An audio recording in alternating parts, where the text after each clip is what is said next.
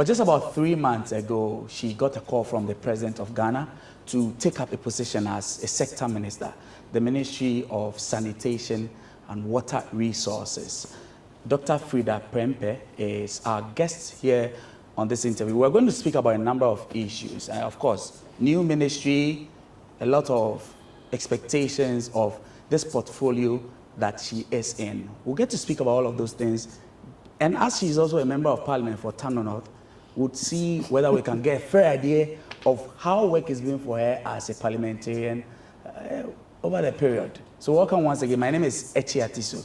Honorable, thank you very much for agreeing to speak to us. My pleasure. And I hope you're doing well. I'm doing well. I'm very new in this ministry, but by the grace of God, I've settled in. New, 3 months. How's 3 months been so far? I'm not even yet 3 months or 2 old. months? 2.5 weeks, 2.5 months, about 10 weeks. Okay. Yes, but let me first of all take this opportunity to thank the President for giving me the opportunity to serve in different capacities. I served as a Deputy Minister for the Works and Housing Ministry.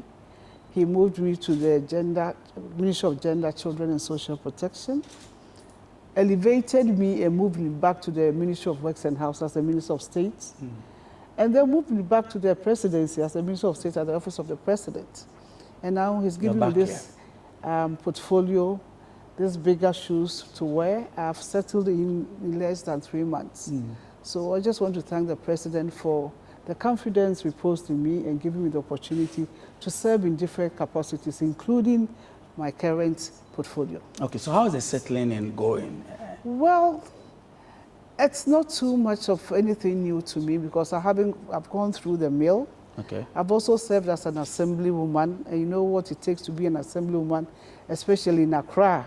4.5 woman to be an assemblywoman in Lako electoral area under the Accra Metropolitan Assembly for 8 years.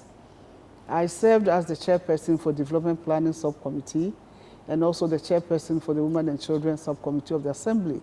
So putting together all my experiences, the exposure I've had as a Deputy Gender Minister, a Deputy Minister for Works and Housing, a Minister of State, coupled with my work as an assemblywoman, I think I'm just adding value to what I already know about sanitation and water resources.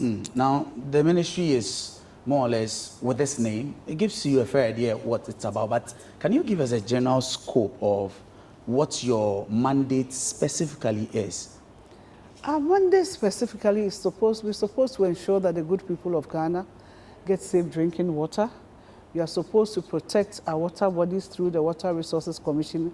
I have 3 agencies under my ministry, the Water Resources Commission, the Community Water and Sanitation Agency, and the Ghana Water Company Limited. Ghana Company Limited supports that they ensure that we have quality drinking water passing through our pipes. Community Water and Sanitation deals with certain kinds of, they are a little under the Ghana water system. They operate in the various districts and the various municipalities.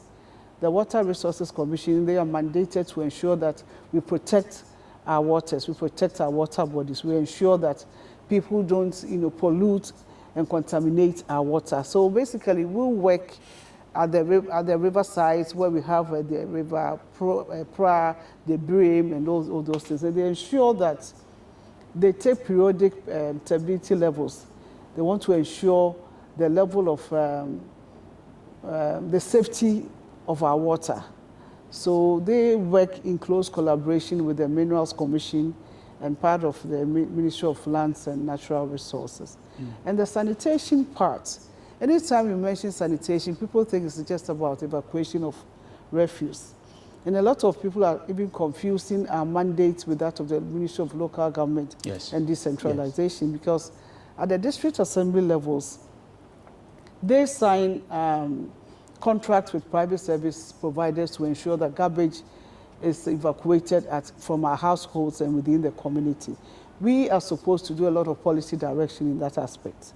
But basically, what my ministry seeks to do under sanitation is something that we have termed as WASH. Okay. And WASH is an acronym for Water, Sanitation, and Hygiene. And when you talk about sanitation, like I said earlier on, it's not just about evacuation of refuse, it goes beyond that. ensuring that our community is clean, ensuring that we have household toilets, ensuring that we have institutional toilets, ensuring that we end open defecation, ensuring that our beaches are cleaned, and ensuring that we keep ourselves clean. Okay. 2 days ago, I launched the Global Hand Washing Day in the Central Region in Cape Coast, because before COVID, people were not used to washing our hands. And during COVID and after COVID, we started washing our hands. But immediately after COVID, nobody seems to washing his or her hands again. So in that case, we have to create a lot of awareness in that direction, because we are prone to a lot of diseases, a lot of germs if you don't wash our hands well. People wash their hands when they finish eating with soap. But when they are going to take their meals, they hardly use soap to wash their hands. But when they finish eating and they feel that there's some smell of some fish or something, then you look for soap to wash your hands. Okay. A lot of people visit the restroom, the toilets, and they don't even wash their hands. So yes, 2 days ago, we were at Kotokopraba Market. We have to educate our market women, because I know they have some toilet facilities around. So how many people visit the toilets, wash their hands before they come back to their works? Some people also wash their hands, they put on their aprons, and they clean their hands, they wash hands in the dirty apron again. So we have to create a lot of awareness, let people know the impact of not washing our hands well, and let people know what you would also seek to benefit when you wash your hands regularly with soap and running water. And apart from that, we are about to launch the World Toilet Day in December. Yes, Somebody will ask, what about toilets? But it's important that people know exactly what to do before and after. And open defecation must stop, because it creates a lot of problems for all of us. We've also launched the cleanup campaign. That was about a month ago, encouraging all of us to keep our surroundings clean, so that we will not be prone to diseases like cholera, dysentery, and all that. You appear to have been very busy already. I am very busy. Extremely busy, I can see Extremely busy, that. because there's so much to be done in less than a year and a half. Okay. In terms of sanitation, in terms of hygiene, in terms of cleanliness, and in terms of delivery of water. And currently, 2 days ago, we had a forum, a public forum engagement with our stakeholders, our clients, our customers, Ghana Water. We interacted with them, we discussed our issues with them, and we also pleaded with them to stop illegal connections of water, because it takes a lot of money from us. And we also advise people who are still mining, illegal mining, galamsey, and even sand winning. It's affecting our water bodies. So we took the opportunity to discuss some of these things with our major stakeholders 2 days ago. And I commended Ghana Water for their hard work. They've lifted the image of the company to a higher level. Now we've gone digital. We have different apps. You can pay your water bill online, and at the touch of a button in our office, we can detect that Nanayao has not paid his water bill. So we are moving with time. I see. Now, it seems like the mandate is a huge one. And just because you mentioned the issue of water, there's galamsey, which is a big issue we keep talking about. How are we ensuring that our water is safe enough? And very recently, I believe last year or so, the Ghana Water Company was talking about how expensive it's getting to be able to process water because of the activities of galamsey and things like that. It is indeed a difficult one. And people tend to forget that water is life. And water is essential. Without water, I cannot do a Greek. Without water, there will be no health. Without water, education will fall. Everything borders around water. I believe you've taken a bottle of water today, and you've taken your bath with water. You've washed something with water. So we cannot rule out the importance of water. But unfortunately, some people may think otherwise, and they are polluting our water, they are contaminating our water, and most people tend to blame foreigners like the Chinese or other people who come all the way from China or wherever they're coming from. You don't agree they are the ones to blame, perhaps? I wouldn't want to blame them, because the guy coming from Kwanju or Chanju does not know River Pra. It takes somebody to take him to somewhere. It takes somebody to show him something. So our major stakeholders in our various communities, our traditional authorities, our opinion leaders, our assembly members, our family members, the assembly. Each one of these people have a role to play. And I believe that we have to start talking about these things at the lowest and basic level than always putting it up on the Chinese. Because he's coming all the way from wherever he is. Do you think he'll just put his bag behind him and walk straight to River Pra? And there are people who believe that the law isn't biting hard enough. Is that something you subscribe to? I think that the law, I wouldn't want to say the law is not biting, maybe the enforcement. Yes, the enforcement. Yes, maybe you may have to push further. And, you know, some of these things, you have to set certain precedents. You have to let people know exactly what they will go through if they flout the law. What kind of things? Maybe let's help out. Prosecution. Okay. Some people have been arrested. Will we get people prosecuted? We've had some excavators burnt. We have some excavators seized. And people are still doing it. And they are doing it because they condone and connive with the community. That's where my problem is. You see all these young boys, yes, that's where their livelihoods are. But why don't you go into legal or small-scale mining, go through the process, get to be trained, and do the right thing? It seems like, from what we've read and heard from a number of some of these young people, you say that's where their livelihoods are. It seems like there are bottlenecks along the way to even getting them regularized, ensuring that... The Ministry of Lands and Natural Resources have done a lot of work in this direction. They've empowered young people who are ready to move from the site and engage themselves in something better for their lives. Because people think that it's a way of making fast money. I remember some parts in my constituency, they started coming up at a free super. And people started converting their containers into rooms, and young people started doing their own thing. Young women were getting pregnant because they felt they seen people who had money around them and all that. But we put our feet down, and now there's no illegal mining around the free super. Right now, Newmont is rather coming in to mine at a free super and around Riankwanta. So that's why I said that it depends on the community how they want to handle the issue. I think I heard Domahine somewhere in the media saying that nobody can come to Doma and mine. He spoke to GhanaWeb and he mentioned that. And you see that the rivers, they are clean. So we all have to put our feet down. So you believe that even the traditional leaders should have a role to play in this? It's a collective effort. It's a collective effort. I cannot fight it alone. You cannot fight it alone. Because if they come and we don't give them access, if they come and we stop them, if they come and we report them, do you think they will continue to come?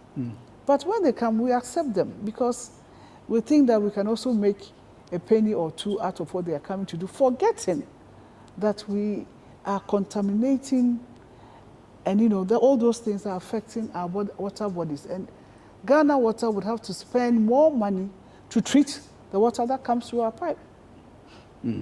Now, added to this issue is the bigger issue also of sanitation. Accra was supposed to be the cleanest city in Africa. I know the president has spoken about that. This is where your work is now. Even beyond that failed, if I can call it that, attempt, how well are we tackling the issue of sanitation? Oh, sanitation is broad, and like I indicated earlier on, it's a collaborative and collective effort. All the sector ministries will have to collaborate with the regional coordinating councils.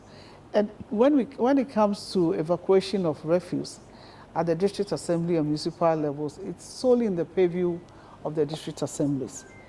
Ours come in when we have donor funding for a particular project, like what Garrid or Gamma or Gaslip is doing, and they incorporate the beaches along through to the Temamoto. Some specific areas have been incorporated into what we can do.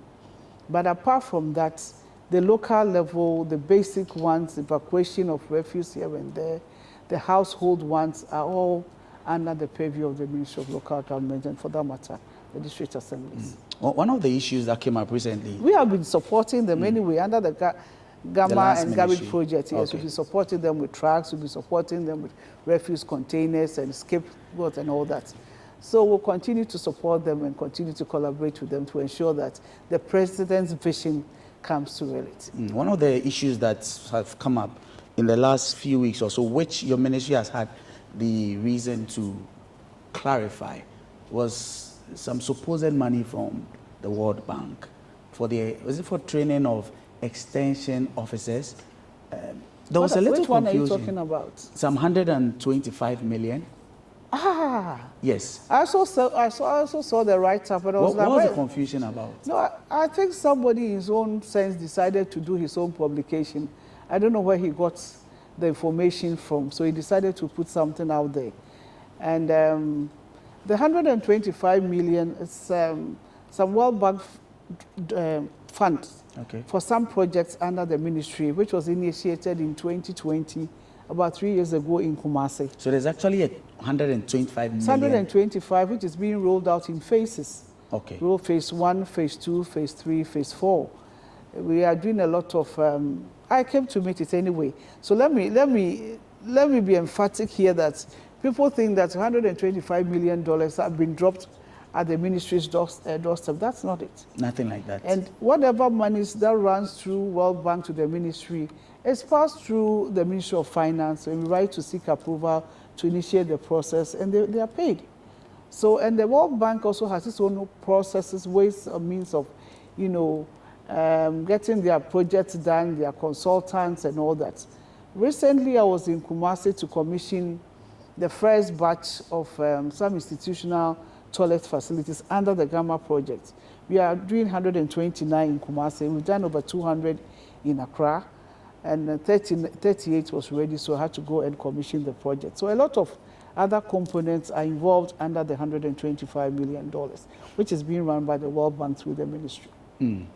Well, we'll just return shortly. We'll continue the conversation. I'm here with Dr. Freda Prempeh. She's the Member of Parliament for Tano North and also the Minister for Water Resources and Sanitation. We'll be back shortly.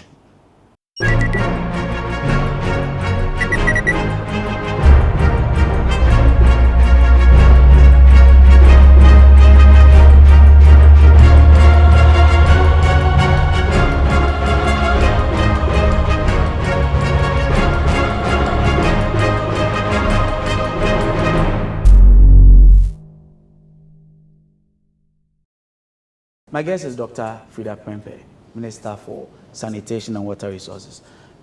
MP Minister, that seems like two big, very demanding jobs. How are you combining the two?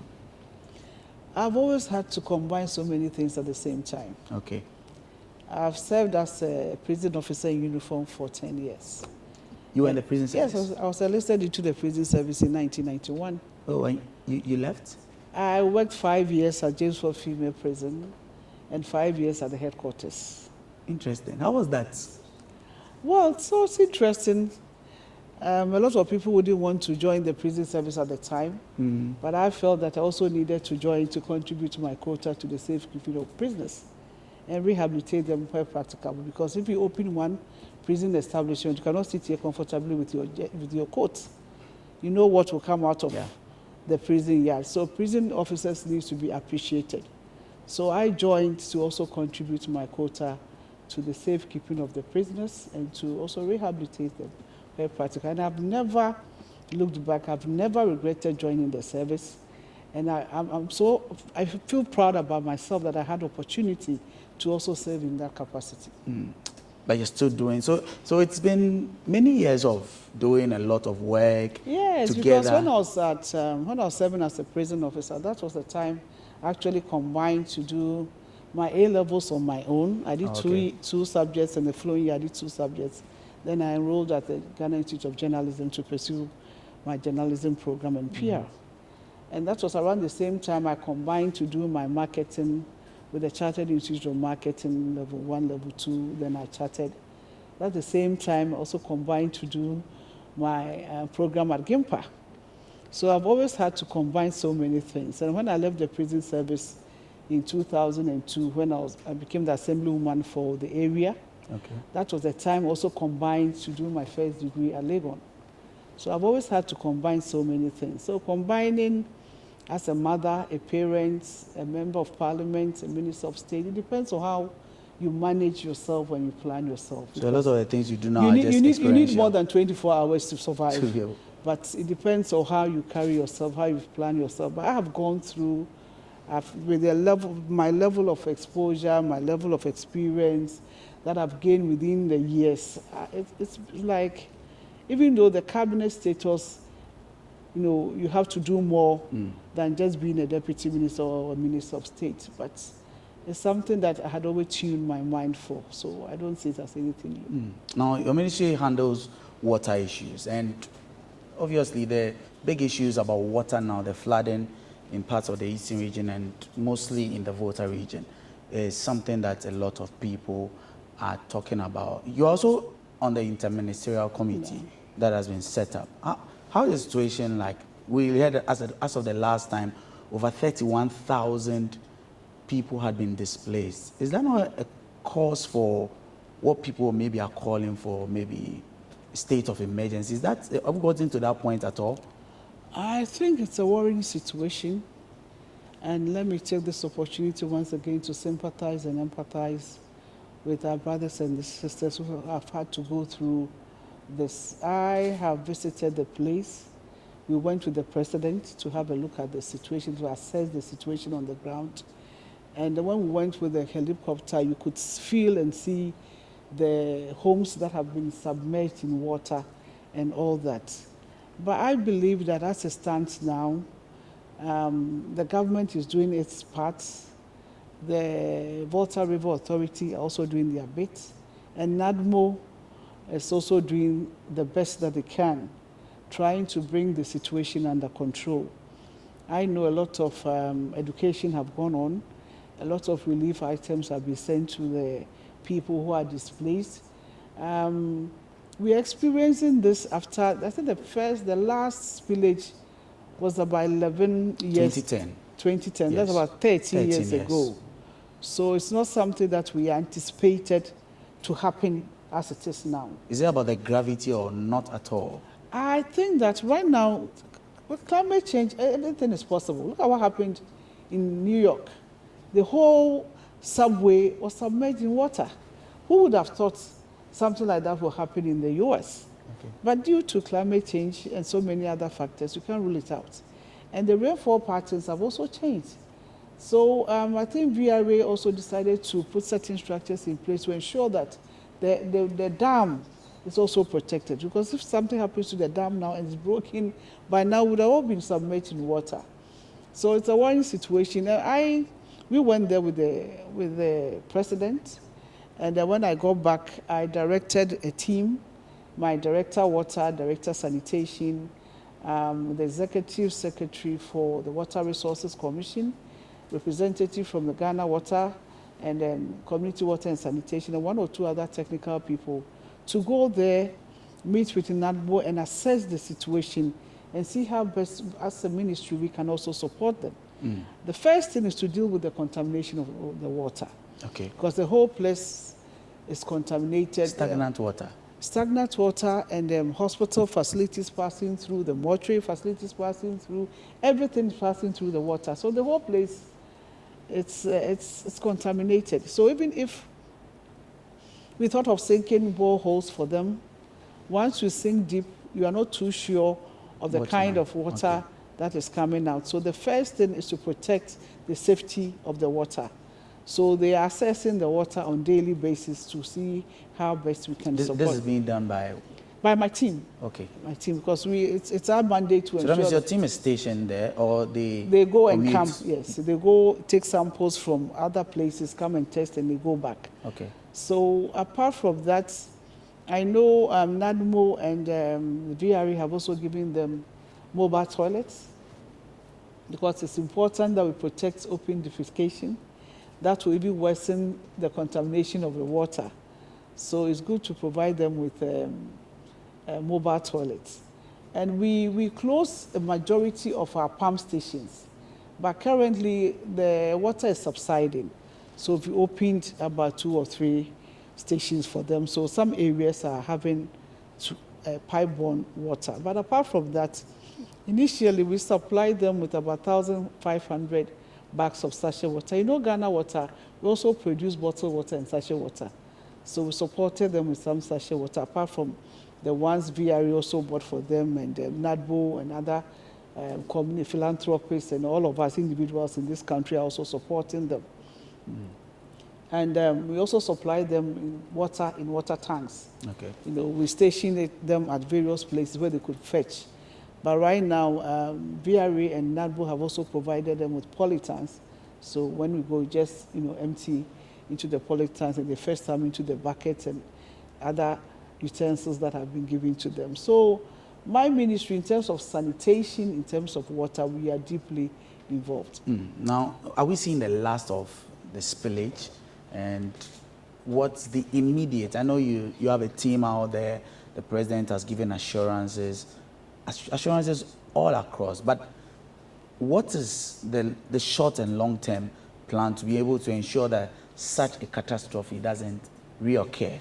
Well, I would not be in the position to say so, because when it comes to such things, we have people who have in-depth knowledge in what they're supposed to do when it comes to managing low-lying area, managing this, managing that. Mine will come in as an advice to all of us to keep our surroundings clean, to ensure that we stop open defecation, to provide safe drinking water for our people, and to ensure that young people and all of us adhere to cleanliness. But when it comes to prevention and all that, I believe NADMO, VRA, and other institutions, and probably including my commission, the Water Resources Commission, who put their heads together to ensure the right thing is done. And there are people who have actually called for technocrats from, for instance, the VRA and even the CEO to step down. They feel that they've not done enough to be able to ensure that they protect people. Is that well, each one a fair call? You are entitled to your opinion. They are entitled to their opinion. I am also entitled to my opinion. So depending on where you are taking the issue from, depending on the angle you're coming from, you're entitled to your opinion. But I have had personal interactions with the chief executive. He's actually part of the interministerial committee, and the information that he keeps giving us from day one, I think he did everything possible to put systems and structures in place, but you cannot challenge nature. But as he told you, maybe plans for the future, what kind of things? I am concerned because this could not be the last. What? The plans for the future, what we have to do now is to deal with the situation now. We need immediate solutions. And that's exactly what we are doing. So we think about the immediate solutions, the medium term, and the long term. So let's deal with the situation as it is now.